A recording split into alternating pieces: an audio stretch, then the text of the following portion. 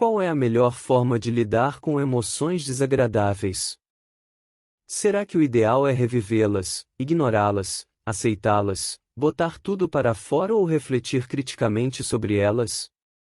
O que você costuma fazer quando está se sentindo mal?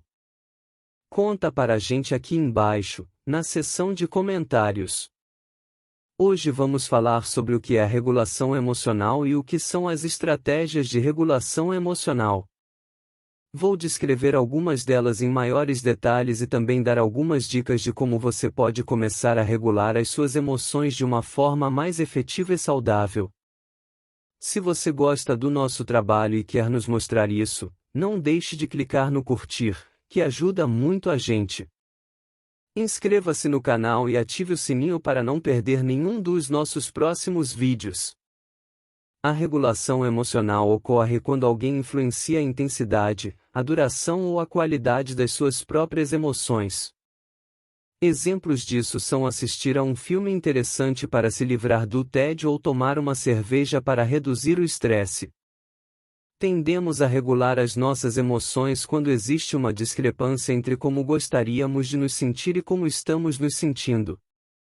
Em contextos assim, usamos alguma estratégia de regulação emocional para reduzir essa discrepância mudando as nossas emoções. As pessoas regulam suas emoções em qualquer uma das 4 etapas envolvidas em qualquer experiência emocional, que são a situação, a atenção, a interpretação e as respostas. Inicialmente, você precisa estar em uma situação que desperte uma emoção, como participar de uma entrevista de emprego, por exemplo. Depois, você presta atenção nos aspectos da situação capazes de provocar reações emocionais, como perceber o olhar do entrevistador ou o seu tom de voz. Em seguida, você interpreta tudo aquilo que percebeu da situação e o quanto isso é coerente com seus objetivos atuais. Você pode concluir que o entrevistador não gostou de você e não vai te selecionar. A última etapa ocorre quando você exibe respostas fisiológicas, comportamentais ou emocionais diante de tudo o que interpretou, como ficar ansioso, suado ou tremendo, por exemplo.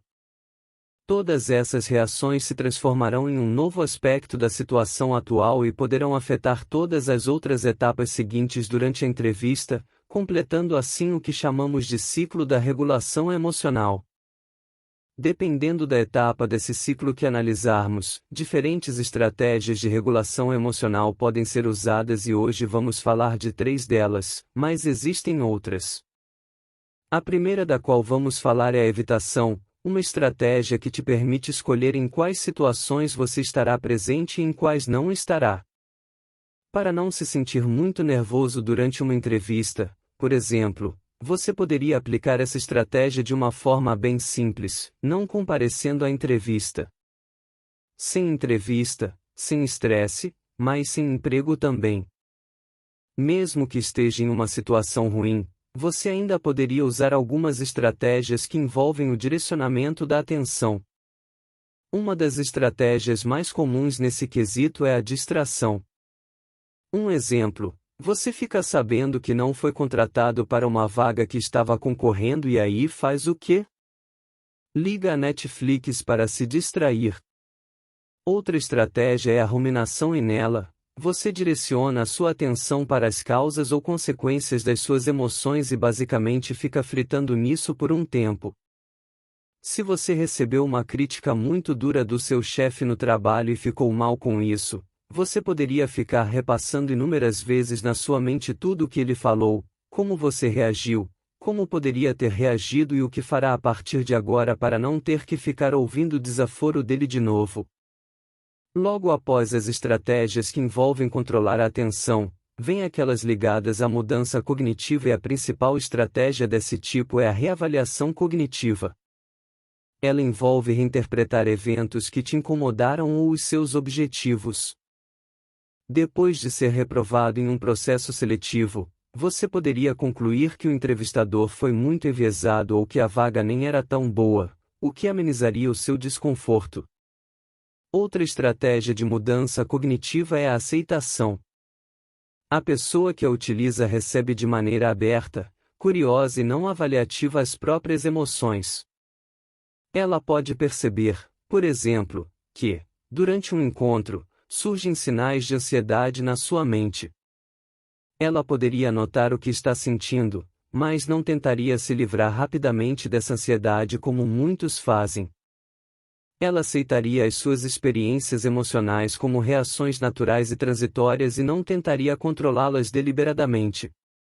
A resolução de problemas é uma estratégia na qual o indivíduo se foca em pensar no que pode ser feito agora para lidar com uma situação problemática que provocou reações emocionais, e então ele testa diferentes soluções até conseguir amenizar seu estado emocional. Imagine uma pessoa que está ansiosa porque acha que não vai conseguir entregar um trabalho da faculdade dentro do prazo. Para reduzir a ansiedade, ela poderia imaginar algumas possíveis soluções para esse problema e depois testá-las, como passar menos tempo na Netflix ou pedir a ajuda de um colega. Depois que alguém já está exibindo respostas emocionais, comportamentais e fisiológicas, ainda é possível regular as emoções através da estratégia conhecida como intervenção fisiológica. Nela, a pessoa altera algum aspecto fisiológico do seu corpo através de substâncias ou ações.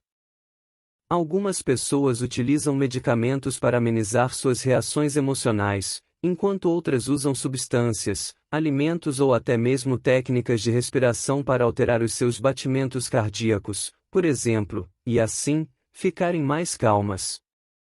Talvez uma das mais usadas por aí, a estratégia conhecida como supressão expressiva significa na prática inibir, ignorar ou disfarçar sentimentos e pensamentos. É comum usá-la quando alguém faz um comentário polêmico ou ofensivo e você tenta inibir qualquer expressão de emoção negativa para não piorar a situação. De acordo com alguns estudos, a supressão tende a ter um impacto fraco, nulo ou até paradoxal quando é usada para regular emoções, já que ao invés de ajudar a pessoa a se sentir melhor, ela pode intensificar emoções negativas, especialmente quando alguém está se sentindo sobrecarregado cognitivamente. Essas são algumas das estratégias que as pessoas mais usam, mas será que todas elas são igualmente capazes de nos ajudar a controlar as emoções? Será que é realmente uma boa ideia usá-las? A resposta é que depende da estratégia que você vai analisar e de alguns fatores, como a situação na qual alguém está, por exemplo. De maneira geral, algumas estratégias costumam trazer melhores resultados do que outras. A reavaliação cognitiva, a resolução de problemas e a aceitação tendem a ajudar as pessoas na maioria das vezes, enquanto a supressão e a ruminação costumam trazer os piores resultados. Algumas pesquisas indicam que o uso mais frequente da reavaliação cognitiva, por exemplo, está relacionado com uma melhor saúde física, um maior bem-estar e menos sintomas de transtornos mentais.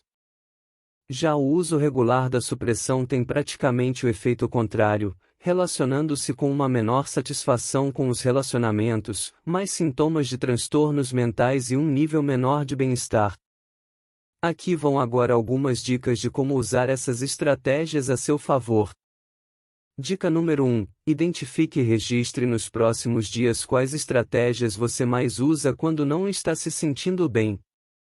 Algumas das mais comuns são a evitação, a supressão e a distração, mas talvez você seja mais fã da intervenção fisiológica ou da ruminação. Ao registrar isso por alguns dias, lembre-se de contabilizar quantas vezes você usou cada uma das estratégias ao longo do dia. Depois de fazer isso por algumas semanas, você já deveria ter um bom retrato das estratégias que mais usa. Dica número 2: avalie o quanto as estratégias que você vem usando trazem bons resultados e troque-as se esse não for o caso. Isso pode ser especialmente interessante se você fizer uma análise realista do que deveria esperar de cada estratégia e dos resultados que cada uma costuma trazer. Algumas delas precisam de mais tempo para serem aplicadas da maneira ideal e terem o impacto desejado, como a resolução de problemas, enquanto outras deveriam ter efeitos mais imediatos mesmo, como a evitação. Dica número 3: aumente o repertório de estratégias que você costuma usar. Pessoas que usam mais estratégias diferentes de regulação emocional tendem a exibir menos sintomas depressivos, menos afeto negativo e mais afeto positivo.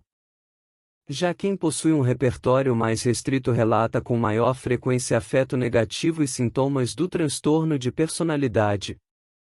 Além de diversificar, dê preferência às estratégias que costumam ser mais adaptativas, como a aceitação e a reavaliação cognitiva, por exemplo.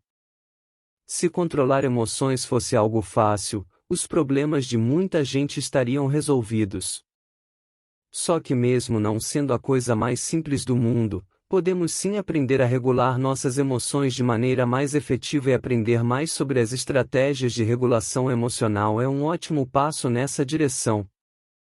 Outras estratégias que não mencionamos no vídeo, mas que também são muito utilizadas: buscar apoio social, rezar, exercitar-se, ficar sozinho e, claro, fazer psicoterapia. Hoje te explicamos o que é a regulação emocional e como utilizar a evitação, a distração, a ruminação, a reavaliação cognitiva, a aceitação, a resolução de problemas, a supressão expressiva e a intervenção fisiológica. No final, demos algumas dicas de como você pode começar a controlar melhor as suas próprias emoções. Uma estratégia maravilhosa para você deixar a gente bem feliz é clicar no curtir aqui embaixo, deixar a sua opinião na seção de comentários, inscrever-se no canal e clicar no sininho.